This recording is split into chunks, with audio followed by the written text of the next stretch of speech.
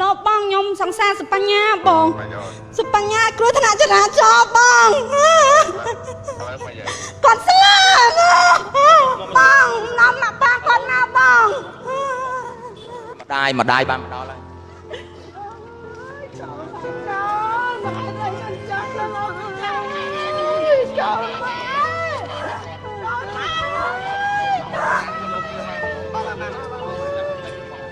ករណីគ្រោះថ្នាក់ចរាចរណ៍ដ៏រន្ធត់មួយទៀតហើយដោយយុវជនម្នាក់បានបើកម៉ូតូ Zoomer មួយគ្រឿងមកបោះពួយក្នុងលបឿនលឿនហ្នឹងក៏ទៅបុកជាមួយនឹងរថយន្ត Range Rover ដែលបើកបរដោយនារីវ័យក្មេងម្នាក់ដែលបានធ្វើការបត់ឆ្វេងឆ្លងផ្លូវបណ្ដាលឲ្យអ្នកបើកម៉ូតូ Zoomer ហ្នឹងគឺបានប៉ើងខ្ទាតបាក់ដៃបាក់ជើងបាក់កបែកក្បាលស្លាប់ភ្លាមនៅចំណុចទីតាំងកន្លែងកើតហេតុនេះផ្ទាល់តែម្ដងជនរងគ្រោះហ្នឹងឈ្មោះអីដែរបងសួនកឹមសបញ្ញាបងគាត់ធ្វើការអីដែរបងគាត់ធ្វើខាងធនាគារមកកន្លែងបងការខាងធនាគារណាបងណាបងឃើញឡានហ្នឹងគាត់បើកយ៉ាងម៉េចអីយ៉ាងម៉េចដំបូងឡើយបងខ្ញុំជិះមកធម្មតាយើងជិះតតែយើងអត់ចាំអារម្មណ៍អីយើងដឹងយើងផ្លូវតតែខ្ញុំមកដឹងឡានគាត់ជិះធម្មតាអីចឹងណាហើយខ្ញុំជិះមកដល់កន្លែងស្តុបនេះខ្ញុំជិះមកដល់កន្លែងស្តុបហ្នឹងទៅខ្ញុំឈប់កន្លែងស្តុបនេះបន្ទាប់មកខ្ញុំលើកផាំងក៏ខ្ញុំបកមកទៅក៏ឃើញអញ្ចឹងទៅហើយតែក៏ពិតពេលហ្នឹងបងនេះគាត់នៅដង្ហើមឯងគាត់នៅដង្ហើមធម្មតាហើយខ្ញុំឃើញអាកូននេះវាចង់មកវានៅឆាវកង់3កង់អីហើយវាជួយបោះអាប៉ែនេះដែរនេះពូនេះអ្នកបើកឡានហ្នឹងស្រីឬក៏ប្រុសដែរបងស្រីអ្នកមនុស្សស្រីអ្នកបើកទេណាបងស្រីឯងវ័យប្រហែលប៉ុន្មានដែរបងទៀងក្មេងដែរបងក្មេងពេកគាត់ប្រហែលជាយក25 26អីឃើញទៅបងនេះគាត់នៅដង្ហើមឯងហើយឃើញបងស្រីម្នាក់នេះគាត់ហៅកង់3ឲ្យជួយដឹកបងនេះតែកង់3នោះអត់ហ៊ានដឹកហើយកង់3ហ្នឹងទៅបានហ្មងទៅតែចង់2ម៉ោងអីបានឡានពេទ្យហ្នឹងមកហើយគ្នាដាច់ខ្យល់ហ្នឹងរថយន្តគាត់បើកតាមផ្លូវ598ក្នុងទិសដៅពីត្បូងទៅជើងហើយបត់ឆ្វេងហើយម៉ូតូបើកក្នុងទិសដៅពីជើងមកត្បូងបាទលោកស៊ុនសវណ្ណអាចបញ្ជាក់បានទេថាតើមកដល់ពេលនេះអ្នកបើកឡានសមត្ថកិច្ចយើងធ្វើការខាត់បានទេហើយជាប្រុសឬក៏ស្រីដែរសមត្ថកិច្ចយើងខាត់បានយកទៅប៉ុស្តិ៍ហើយគាត់ស្រីអូអ្នកបើករថយន្ត Range Rover ហ្នឹងជាមនុស្សស្រីទេលោកស៊ុនសវណ្ណបាទមើលទៅគាត់មានអាការៈប្រើប្រាស់គ្រឿងសង្វឹងអីទេលោកស៊ុនសវណ្ណអត់ទេអត់មានជាសង្វឹងអីទេបើតាមជំនាញរបស់លោកមើលទៅខាងណាអ្នកបំពេញខាងផ្លូវខាងណាដែរលោកស៊ុនសវណ្ណឡានគាត់បត់ឆ្វេងអញ្ចឹងគាត់ដែលបើកបរដោយនារីវ័យក្មេងម្នាក់ដែលធ្វើការបត់ឆ្លងផ្លូវនៅលើផ្លូវ598នេះផ្ទាល់តែម្ដងឥឡូវនេះយើងឃើញហើយទាំងគូស្នេហ៍ក៏ដូចជាម្ដាយឪពុករួមទាំងសាច់ញាតិនិងក្រុមគ្រួសាររបស់យុវជនដែលបានរងគ្រោះដោយស្លាប់បាត់បង់ជីវិតនៅទីតាំងកន្លែងកើតហេតុខាងលើហ្នឹងគឺបានមកដល់ទីតាំងកន្លែងកើតហេតុនឹងកំពុងតែធ្វើការរៀបចំយកសពរបស់កូនប្រុសរបស់គាត់យកទៅធ្វើបុណ្យតាមប្រពៃណីផងដែរប្រិមិត្តបានឃើញម៉ូតូ Zoomer គឺ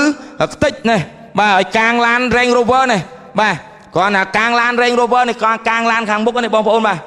កាងឡានខាងមុខនេះស្លាកលេខរថយន្ត Range Rover គឺពាក់ស្លាកលេខភ្នំពេញបាទ 2AC 1629ប្រិមិត្តបាទកាងឡានគឺដាច់ខ្ទាតចេញមក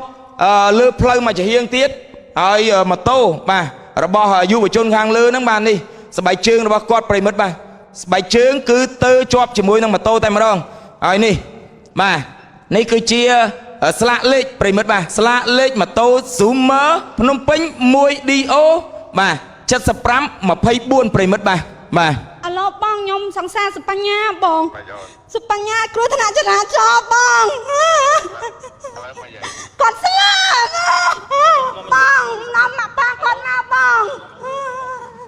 នេះសមត្ថកិច្ចរបស់យើងបានធ្វើការតំណតំណងម្ដាយឪពុកគាត់បានហើយឬនៅបងឥឡូវតាក់ទងបងប្រុសបង្កើតបានហើយតាក់ទងបងប្រុសបង្កើតបានណាបងបាទ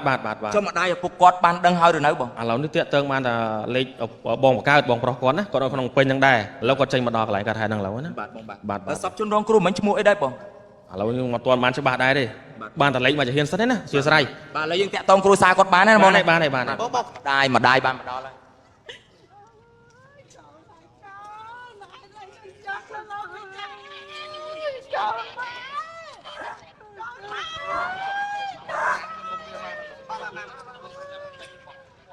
ម៉ែទៅល្អណាស់ម៉ែមិនដែរចេះទៅស្កៅទៅអ្នកណាទេគាត់ទៅរឿងថាធ្វើបាត់ល្អអត់ថាអាសាគ្រួសារកុកគង់បានស្អាតបានសុខហើយឡៃសកៅមិនជួបចាស់ទេលោ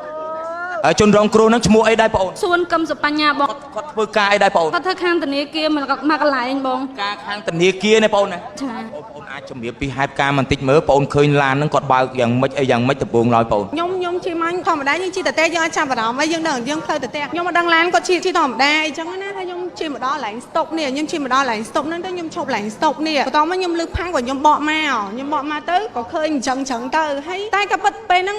បងនេះគាត់នៅដង្ហើមឯងគាត់នៅដង្ហើមធម្មតាហើយខ្ញុំឃើញអាកូននេះវាចុះមកវានៅឆាវកង់3កង់អីហើយវាជួយបោះអាប៉ែនេះដែរនេះពូនេះ អ្នកបើកឡានហ្នឹងស្រីឬក៏ប្រុសដែរបងអូន ស្រី អ្នកមនុស្សស្រីអ្នកបើកទេណាបងអូនណា ស្រីឯងស្រី វ័យ ឯង ប្រហែលប៉ុន្មានដែរបងអូន ទៀងក្មេងដែរបងក្មេងដែរក្មេងពេកគាត់ប្រហែលជាយំ20 25 26អីឃើញទៅបងនេះគាត់នៅដង្ហើមឯងហើយឃើញបងស្រីម្នាក់នេះគាត់ហៅ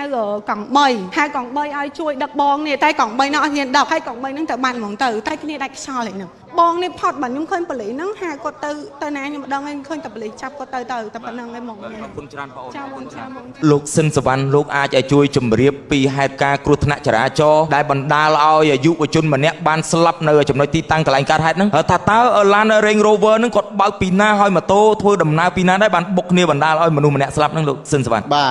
រថយន្តគាត់បើកតាមផ្លូវ598ក្នុងទិសដៅពីត្បូងទៅជើងហើយបត់ឆ្វេងហើយម៉ូតូបើកក្នុងទិសដៅពីជើងមកត្បូងបាទ លោកស៊ិនសវណ្ណអាចបញ្ជាក់បានទេថាតើមកដល់ពេលនេះអ្នកបើកឡានសមត្ថកិច្ចយើងធ្វើការខាត់បានទេហើយជាប្រុសឬក៏ស្រីដែរ សមត្ថកិច្ចយើងខាត់បានយកទៅប៉ុស្តិ៍ហើយគាត់ស្រី អូអ្នកបើករថយន្ត Range Rover ហ្នឹងជាមនុស្សស្រីទេលោកស៊ិនសវណ្ណ បាទ មើលទៅគាត់មានអាការៈប្រើប្រាស់គ្រឿងសង្វឹងអីទេលោកស៊ិនសវណ្ណ អត់ទេអត់មានជាសង្វឹងអីទេ បើតាមជំនាញរបស់លោកមើលទៅខាងណាអ្នកបំពេញខាងផ្លូវខាងណាដែរលោកស៊ិនសវណ្ណ ឡានគាត់បត់ឆ្វេងអញ្ចឹងគាត់បាត់សិទ្ធអត្ថិភាពប៉ុន្តែម៉ូតូក៏គាត់បើកបរលឿនដែរបាទ ឥឡូវនេះយើងខាត់បានអ្នកបើកឡានឲ្យចុះសាកសពយុវជនដែលស្លាប់នៅកន្លែងកើតហេតុយើងតំណែងគ្រួសារបានហើយឬនៅលោកស៊ិនសវណ្ណ គាត់មានទូរស័ព្ទហើយខាងសារព័ត៌មានយើងកំពុងដោះស៊ីមគាត់ដើម្បីឆែកមើលលេខ Telegram អីដើម្បីទំនាក់ទំនង មានអត្តសញ្ញាណទេគាត់នៅទីតាំងកន្លែងកើតហេតុ អត់តមានអត្តសញ្ញាណបាទ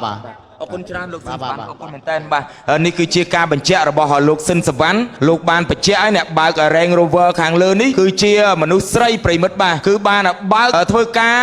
បត់ឆ្វេងប្រិមិត្តបាទគណៈពេលដែលបត់ឆ្វេងហ្នឹងក៏ត្រូវបានម៉ូតូ Zoomer នេះគាត់បើកក្នុងលបឿនលឿនប្រិមិត្តបាទក្នុងលបឿនលឿនក៏បុករថយន្ត Range Rover ចំពីមុខពេញទំហឹងតែម្ដងបណ្ដាលឲ្យយុវជនដែលជាអ្នកបើកម៉ូតូ Zoomer ហ្នឹងគឺបានបែកក្បាលបាក់ដៃបាក់ជើង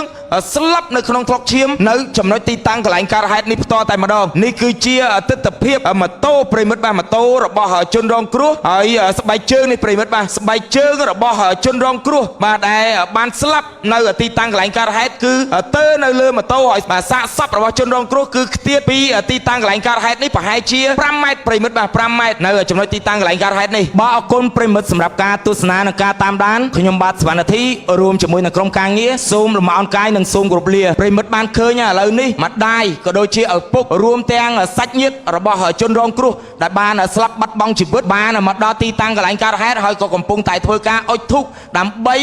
នាំយកសាកសពរបស់កូនប្រុសរបស់គាត់យកទៅធ្វើបុណ្យតាមប្រពៃណីផងដែរអ្វីដែលគួរឲ្យអាសូរប្រិមិត្តបាទម្ដាយរបស់គាត់ក៏ថាមួយថ្ងៃគឺគាត់អង្គុយបន់ព្រះក៏ដូចជាតាមដាននៅព័ត៌មានគាត់ព្រួយបារម្ភណាស់ចំពោះការដែលគ្រោះថ្នាក់ចរាចរណ៍មួយចំនួនដែលនៅលើដងផ្លូវបាទមិននឹកស្មានថាពេលនេះកូនរបស់គាត់គឺបានស្លាប់ដោយគ្រោះថ្នាក់ចរាចរណ៍សោះហើយគាត់បានបញ្ជាក់ថាគាត់បានអប់រំកូនរាល់ថ្ងៃថាបើកបរសូមកុំបើកលឿនហើយបើកបរសូមបើកគោរពនៅសិទ្ធិអ្នកដទៃផងដែរតែជាអកុសលកូនប្រុសរបស់គាត់គឺបានស្លាប់បាត់បង់ជីវិតនៅលើបណ្ដោយផ្លូវ598ប្រិមិត្តបាទដែលស្ថិតនៅក្នុងសង្កាត់ភ្នំពេញថ្មីនេះផ្ទាល់តែម្ដងអរគុណបងប្អូនសម្រាប់ការទស្សនានិងការតាមដានខ្ញុំបាទសវណ្ណធីរួមជាមួយនឹងក្រុមការងារសូមអរគុណនិងសូមគោរពមានចំណុចណាខុសឆ្គងសូមបងប្អូនមេត្តាខន្តីអភ័យទោសឲ្យខ្ញុំទាំងអស់គ្នាផងអរគុណ